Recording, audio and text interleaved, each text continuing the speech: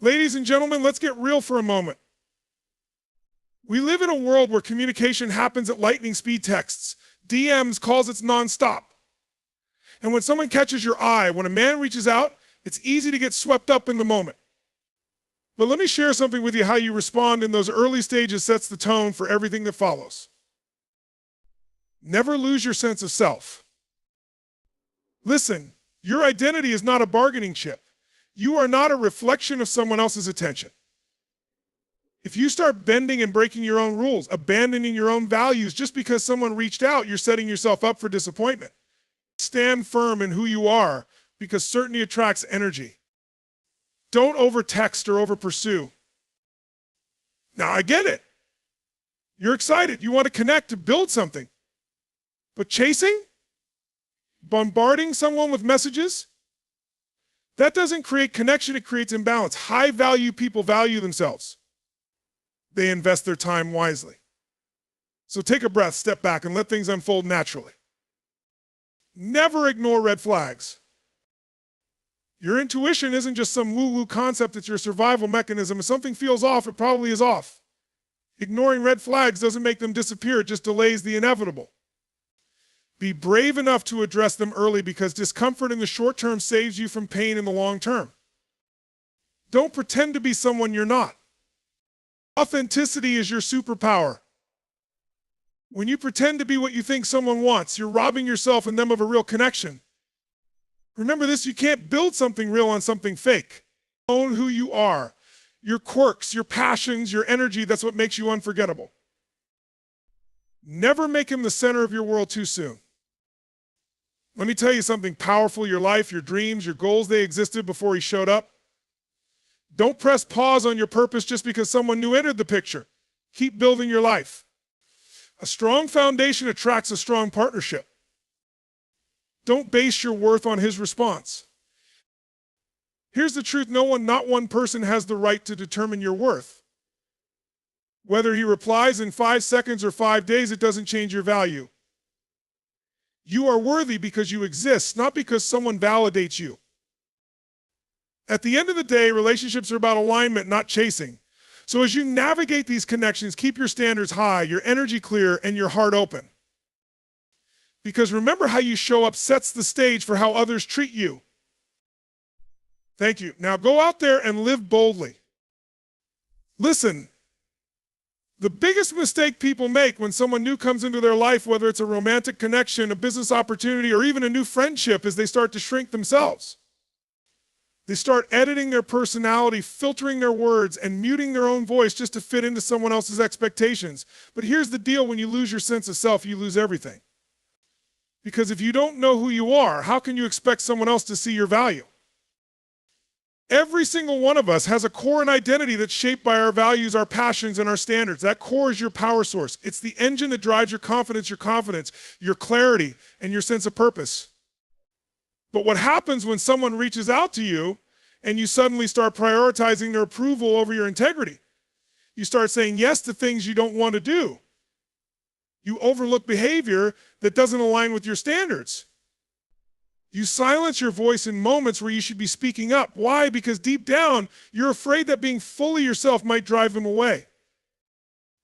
Let me hit you with something. If being yourself drives someone away, they were never meant to stay in the first place. I want you to understand this: at a deep level, your identity is not negotiable. It's not a piece of clay for someone else to mold into their preference. And yet, so many people fall into this trap of believing they need to shape-shift to be liked, to be accepted, to be good enough. But here's the truth: no connection that requires you to abandon yourself will ever be worth it in the long run. Now, I'm not saying you shouldn't adapt or compromise in a relationship. That's a natural and healthy part of any meaningful connection. But there's a massive difference between adapting and abandoning.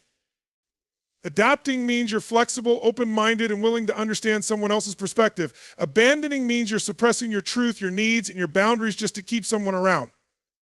That's not connection, that's desperation. Let's get real when you show up as your authentic self. Not everyone is going to like you. Not everyone is going to understand you, and that's okay. Because the people who are meant for you, the people who resonate with your energy, your values, and your mission will see you, and they'll choose you not because you performed for them, but because you were real. I've seen so many people, strong, talented, incredible people, dim their light because they thought shining too brightly would make someone else uncomfortable. But here's the thing, the right person isn't intimidated by your light, they're inspired by it. They don't want you to shrink, they want you to expand. They don't want you to silence your voice, they want you to speak your truth louder. You've got to own your value, own your standards, and own your story. When someone reaches out to you, they're entering your world, and if you start making their opinion of you more important than your opinion of yourself, you're giving away your power. Don't hand over the keys to your self-worth to someone else. It's too valuable, and they probably don't even know how to drive your car. So let me ask you something. Who are you when no one's watching? What are the values you refuse to compromise on? What's the vision you have for your life, with or without anyone else in the picture? These are the questions you need to answer, because the moment you have clarity on who you are, you'll stop seeking validation from people who can't give it to you. At the end of the day, your sense of self isn't just something you protect, it's something you project. When you walk into a room, when you reply to a message, when you have a conversation with someone new, you should radiate the energy of someone who knows exactly who they are and what they stand for.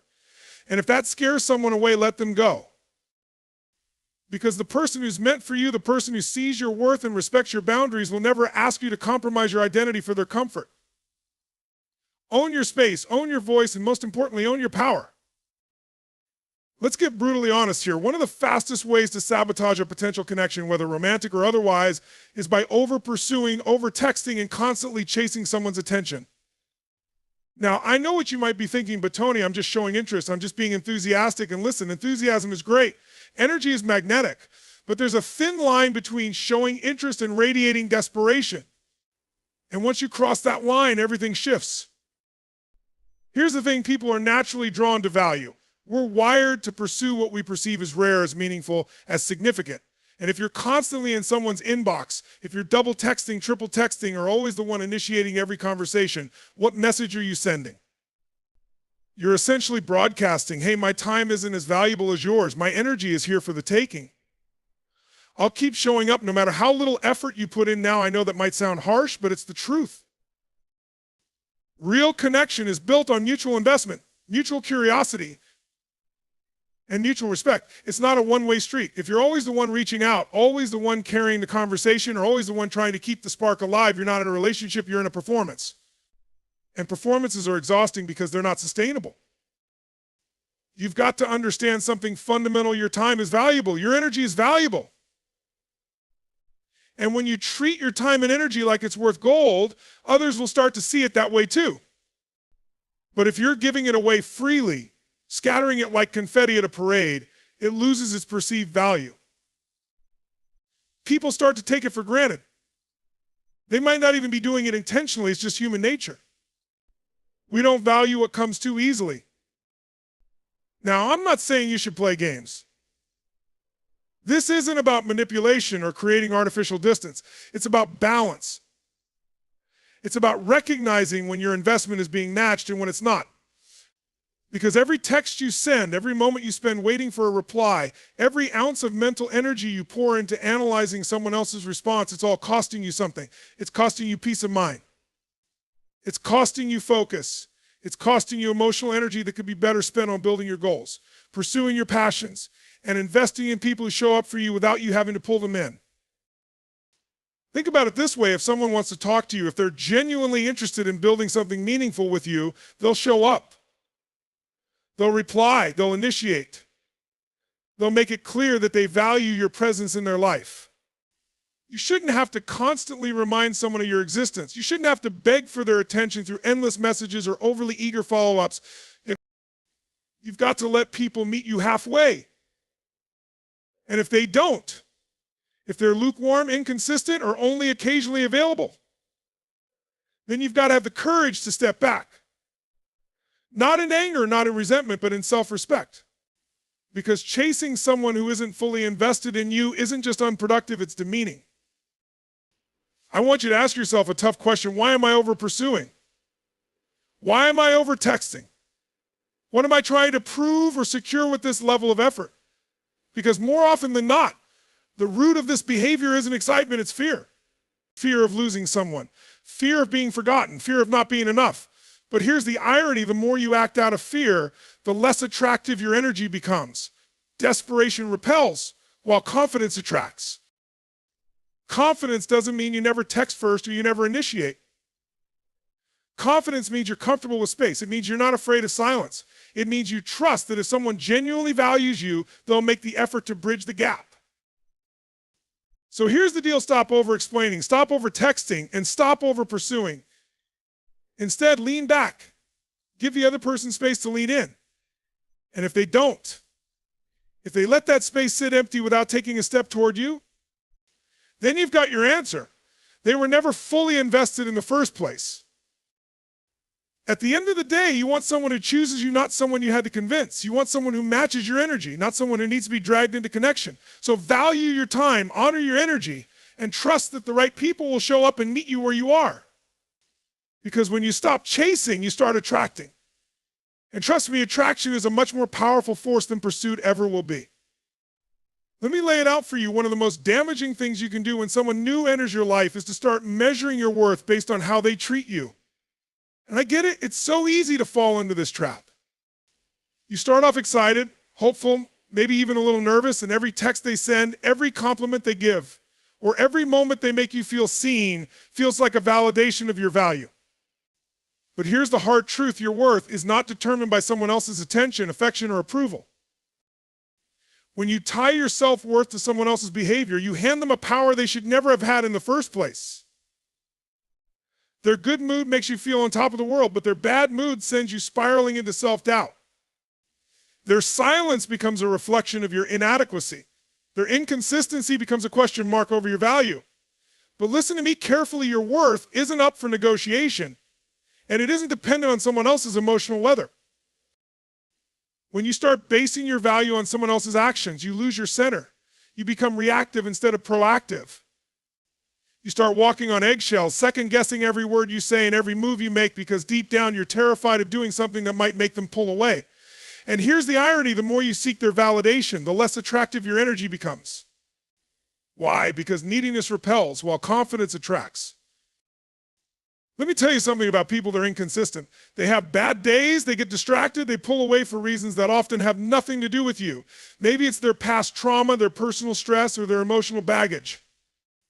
But when your self-worth is tied to their actions, you start making their issues about you. And that's not fair to them or to yourself. Your worth isn't something someone else gets to decide. It's not a popularity contest. It's not a prize someone hands you after you've performed well enough or said the right things. It's an unshakable, immovable truth that exists regardless of how someone else feels about you. But here's the kicker: if you don't believe in your own worth, no one else will either. Think about it this way: if you walked into a luxury store and saw a designer bag with a $10 price tag, you'd assume it was fake, damaged, or worthless. Why? Because the price tag sets the perception of value. The same principle applies to how you carry yourself. If you're constantly apologizing for who you are, if you're accepting breadcrumbs of attention, if you're twisting yourself into a pretzel just to keep someone's interest, you're putting a $10 price tag on something priceless. Now, I know this isn't easy. I know it's hard to separate your sense of self from how someone else treats you, especially when you care about them. But this is non-negotiable. You need to have an internal foundation of self-worth that's independent of external validation. You need to be able to say, I am worthy, I am valuable, and I am enough whether you see it or not. And let's be clear, this isn't arrogance. This isn't about being unapproachable or overly defensive. It's about walking through life with an inner knowing, a quiet, unshakable confidence that says, I know who I am, I know what I bring to the table, and I refuse to let someone else's inability to see my worth make me question it. So how do you build this foundation? First, you have to do the work internally. What do you value about yourself? What are your strengths? What are the qualities that make you proud? Write them down. Speak them out loud. Remind yourself of them often. Second, you need boundaries. Boundaries aren't about controlling other people, they're about protecting your peace. If someone is inconsistent, disrespectful, or dismissive, it's your job to enforce the boundary and not stick around hoping they'll change. And finally, you need to stop placing people on pedestals. No one is above you. No one's opinion is worth more than your own.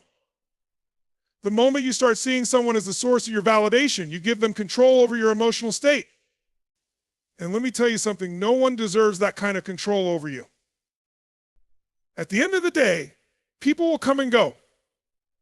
Some will treat you like gold and others will take you for granted. But your worth remains constant. You don't have to earn it. You don't have to prove it. And you definitely don't have to beg someone else to see it. So stand tall. Speak with confidence.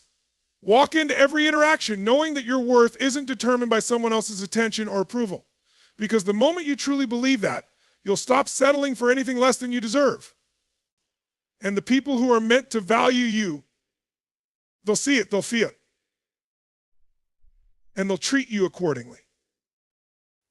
Let me tell you something powerful. Desperation is one of the fastest ways to sabotage a connection before it even has a chance to grow. And I'm not saying this to criticize or judge. Desperation comes from a very real place. It comes from fear, from loneliness, from past rejection, and sometimes even from that deep, unspoken belief that if you don't hold on tightly enough, this person will slip away. But let me hit you with some truth. Anything you chase out of desperation will either run away from you or control you. That's not love. That's not connection. That's attachment built on fear. Desperation changes your energy. It changes the way you speak, the way you move, the way you respond to messages, and the way you show up in a conversation. And here's the tough part. It's rarely intentional.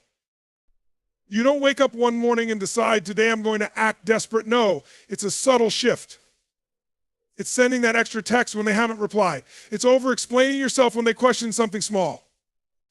It's tolerating behavior that doesn't align with your standards because you're afraid to push them away. But here's the deal. Desperation doesn't attract love, respect, or loyalty. It repels them. Why? Because when you operate from a place of desperation, you're telling the other person, you're the source of my happiness. You're the thing I need to feel whole. And that's way too much pressure for anyone to carry. People don't want to feel like they're responsible for your sense of self-worth or emotional stability. Healthy connections are built on balance, on mutual respect, and on two whole individuals coming together, not one person holding on for dear life, hoping the other doesn't leave. Now, let me be clear, wanting someone in your life is not the same as needing them to complete you. There's nothing wrong with wanting connection, love, and companionship. That's human, that's natural. But there's a difference between wanting someone to add to your life and needing them to fill a void inside you. When you come from a place of fullness, when your happiness, your self-esteem, and your sense of purpose are already intact, you approach relationships differently. You're not clinging, you're not performing, you're not bending over backward trying to earn someone's approval. You're showing up as your whole, authentic self and saying, I'd love for you to be a part of my life, but I'm okay even if you're not. Do you feel the power in that? That's confidence, that's self-respect. That's the kind of energy that draws people in, because it communicates emotional maturity and stability. People are naturally drawn to those who are at peace with themselves, who don't rely on external validation to feel worthy. Desperation also clouds your judgment. When you're desperate to keep someone around, you'll overlook red flags. You'll minimize behavior that doesn't align with your values. You'll rationalize inconsistency, disrespect, or poor communication because you're so focused on keeping them rather than honoring yourself. But let me tell you something, holding on to the wrong person will never bring you the right connection. The truth is, you can't force someone to stay. You can't convince someone to see your value if they don't recognize it on their own. And every time you try to hold on tighter, you push them further away. People respect and are drawn to those who respect themselves enough to walk away when their standards aren't met. So how do you shift out of desperation? You start by building your own life. You start by creating a sense of joy, purpose, and fulfillment that doesn't depend on someone else's presence. You invest in your passions, your friendships, your goals, and your growth. You remind yourself daily that you are whole, worthy, and complete on your own. You also need to practice detachment, not in a cold or unfeeling way, but in a way that says, I can care deeply about you, but I'm not going to lose myself in trying to keep you. Detachment is about knowing that if something is meant for you, it will flow naturally. You won't have to force it. You won't have to chase it. And here's the most important thing, trust. Trust in your worth. Trust in your journey. Trust that the right person, the person who truly sees and values you, will never make you feel like you have to beg for their attention or affection. When you trust yourself in the process, you stop acting out of fear and you start acting from a place of confidence and self-assurance. At the end of the day, desperation is just misplaced focus. You've put all your energy into trying to secure someone else's presence in your life rather than focusing on becoming the best version of yourself. But here's the beautiful thing: when you shift that focus back to yourself, when you grow, when you thrive, when you shine, you won't have to chase anyone. The right people will notice and they'll show up. So remember this: you are not incomplete. You are not lacking. You are not a puzzle missing a piece. You are whole, you are worthy, and you are deserving of a connection that doesn't require you to beg, cling, or shrink yourself. When you show up with that energy, the world will respond in kind. And the people who see that light, they'll move mountains to stand in it. All right, let's bring this home. If there's one thing I want you to take away from everything we've talked about, it's this: your value is non-negotiable, your boundaries are sacred, and your authenticity is your greatest asset. Whether it's your energy, your time, or your heart, stop handing it over so easily to people who haven't earned it. Stop shrinking yourself to fit into someone else's mold. Stop chasing after people who show you through their actions that they aren't willing to meet you where you deserve to be met. Every time you communicate, every time you connect, every time you let someone into your world, you're teaching them how to treat you. You're setting the standard for what you will and will not accept. And listen, people will test those boundaries. They'll push to see how far they can go, whether intentionally or unintentionally. But it's your job to stand firm, to honor yourself, and to walk away when respect isn't being served at the table. Connection should feel mutual. It should feel reciprocal. It should feel like two whole people showing up, ready to learn, ready to grow, and ready to create something meaningful without pretense, without desperation, and without compromising core values. So here's your challenge: start showing up as the most unapologetic version of you. Stop hiding your voice, stop performing, stop begging for someone else's validation, stand tall in your worth, own your space, and remember this: the right people will be drawn to your light, not your chasing. And if someone doesn't see your value, let them go. Because your worth doesn't decrease based on someone's inability to see it. You are enough exactly as you are. And you deserve a connection that reflects the truth. Now go out there and own it. The world doesn't need a watered down version of you, it needs you. Fully, boldly, and unapologetically. Let's cut straight to the truth. Ignoring red flags is one of the most common and most destructive mistakes people make when someone new enters their life. And let me tell you why. It's not because you don't see them. It's not because you don't feel them. It's because you choose to dismiss them. You tell yourself little stories, little justifications. Oh, it's not that big of a deal, or maybe I'm overreacting, or the classic, I'll fix it later. But let me ask you something. If a small crack appeared in the foundation of your house, would you ignore it? Would you think, it's just a crack, the house is still standing? Of course not. You'd address it immediately, because you know that small cracks become massive problems if they're not dealt with early. The same principle applies to relationships and connections.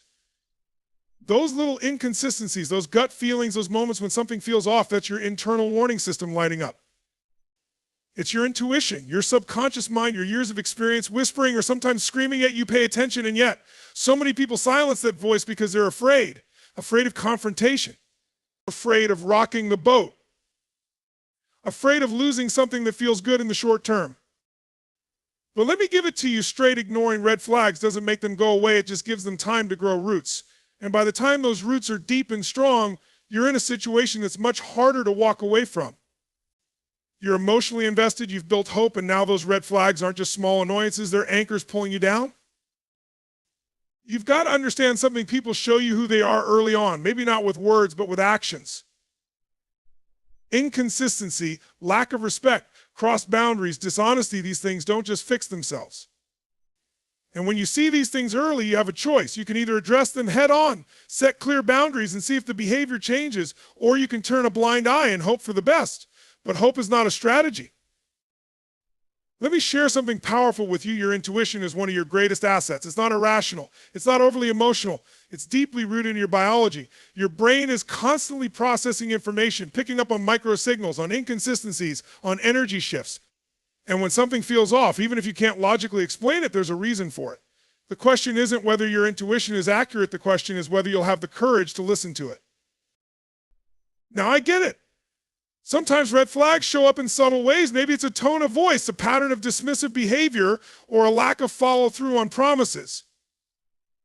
But here's the deal: patterns don't lie. One incident might be an oversight. Two might be a coincidence. But three? That's a pattern. And patterns tell you everything you need to know about someone's character. So what do you do when you see a red flag? First, you acknowledge it. Don't minimize it. Don't justify it. Don't gaslight yourself into thinking you're being too sensitive. Second, you communicate.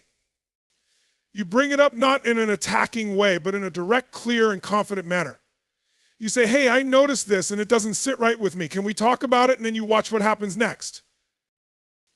Because here's the thing, how someone responds to being held accountable tells you everything about them. Do they deflect? Do they get defensive? Do they blame you? Or do they pause, listen, and show a genuine willingness to address the issue?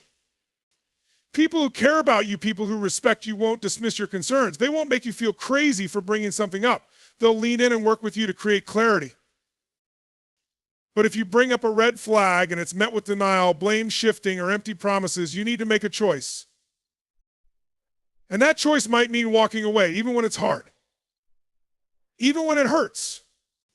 Even when you're emotionally attached. Because staying in a situation where your boundaries are repeatedly crossed, where your gut instincts are continually ignored, is like staying in a house with a crumbling foundation and hoping it doesn't collapse on you. At the end of the day, ignoring red flags isn't kindness, it's self-betrayal. And every time you betray yourself, you chip away at your own confidence and your own self-trust. You start to question your ability to make good decisions. And that's a dangerous place to be. So let me leave you with this: pay attention to what people show you, not just what they tell you. Trust your gut. Address the cracks before they become craters. And remember, walking away from something misaligned isn't a loss, it's a victory. Because every time you honor your intuition and respect your boundaries, you're stepping closer to the connection you truly deserve. Let's get something straight right off the bat. Pretending to be someone you're not is one of the fastest ways to sabotage not just a connection with someone else, but your connection with yourself. Why? Because every time you put on a mask, every time you adjust your personality, your values, or your voice to fit into someone else's expectations, you're sending yourself a powerful subconscious message: who I really am isn't enough. And let me tell you something, that belief is poison. It seeps into every interaction, every relationship, and every opportunity until you start to lose track of where the performance ends and where you begin. Now, I get it. You want to make a good impression. You want to be liked, to be seen, to be valued. That's a natural human desire. We all have it. But the problem starts when that desire turns into performance. You start pretending to have interests you don't have. You agree with opinions you don't actually believe in. You hold back your humor, your quirks, your truth because you're afraid of scaring someone off. But let me hit you with a truth bomb. If the real you scares someone away, they were never meant to stay in the first place. Pretending isn't just exhausting, it's unsustainable. You can't keep up an act forever. Sooner or later, the cracks start to show. The effort required to maintain a false image will drain you, frustrate you, and ultimately leave you feeling empty, because even if that person likes you, deep down you'll know they don't actually like you. They like the version of you that you've been projecting, and that's a lonely place to live. Here's something else you need to understand: authenticity is magnetic. When you show up as your true self, flaws, quirks, and all, you give other people permission to do the same. Authenticity creates connection because it's raw, it's real, it's vulnerable. Vulnerability, that's where the magic happens. It's where trust is built. It's where intimacy grows. But none of that can exist if you're busy putting on a performance. Now, why do people pretend? Why do people feel the need to adjust themselves to fit into someone else's mold? It's fear. Fear of rejection. Fear of being judged. Fear of not being good enough. But let me tell you something about fear: it's a liar. It whispers to you, if they see the real you, they'll leave. But the reality is, the right people, the people who are meant to be in your life, won't be scared off by your authenticity. In fact, they'll be drawn to it. The irony is, when you try to be what you think someone else wants, you end up attracting people who aren't actually aligned with you. You might win their approval, but you'll lose yourself in the process. And let me ask you this: what's the point of being liked if you're not even being yourself? Is that really a win? Authenticity doesn't mean you're perfect. It doesn't mean you've got it all figured out. It means you show up as you are, with your strengths, your flaws, your passions, and your fears. It means you stop filtering yourself for the comfort of others. It means you stop saying yes when you mean no, and stop nodding along when you completely disagree. And listen, Being yourself doesn't mean everyone is going to like you. That's not the goal. Not everyone is supposed to like you. And that's okay. You're not for everyone, and everyone isn't for you. But the people who do resonate with you, the people who see you, appreciate you, and celebrate you, they're going to be the ones who stick around. They're going to be the ones who build something meaningful with you because the foundation will be real, not built on a facade. So how do you stop pretending? You start by getting clear on who you are and what you stand for. What are your values? What are your non-negotiables? What lights you up? And what shuts you down? When you're clear about who you are, you stop feeling the need to mold yourself into someone else's idea of acceptable. You also have to get comfortable with rejection. Because let's be real, being authentic means not everyone is going to like you. And that's not just okay, it's necessary. Rejection isn't always a bad thing. Sometimes it's just redirection. It's the universe's way of saying, this isn't your person. Keep moving. And finally, you've got to practice. Authenticity isn't a one-time decision, it's a daily practice. Every conversation, every interaction, every moment is an opportunity to choose authenticity over performance. And every time you make that choice, you build self-respect, self-trust, and unshakable confidence. At the end of the day, pretending is a defense mechanism. It's an attempt to control how others perceive you. But let me tell you something, the most powerful thing you can do, the thing that will transform not just your relationships, but your life, is to show up fully and unapologetically as you. Because the people who are meant to be in your world, they'll see you, they'll value you, and they'll stay. And those who don't, they'll fall away. And that's not a loss, it's alignment.